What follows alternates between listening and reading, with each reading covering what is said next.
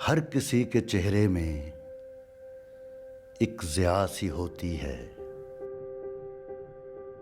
हर किसी के चेहरे में एक ज़िया सी होती है। रुख के एक हिस्से में हुस्न के इलाके की एक अदा सी होती है।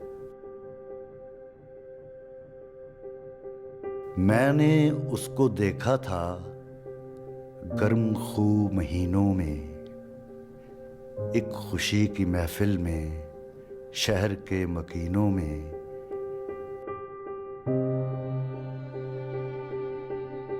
एक तरफ खड़े तन्हा, जिस तरफ को रास्ते थे, जिनके साथ गलियां थी, जिनमें लोग बसते थे।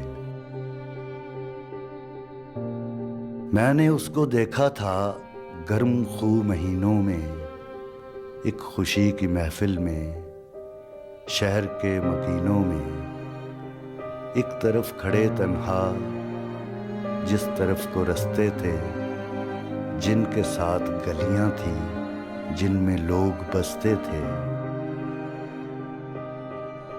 बेकशिश मकानों में जैसे चांद रातें थीं, उसके सर्द चेहरे में खुशगवार आंखें थीं।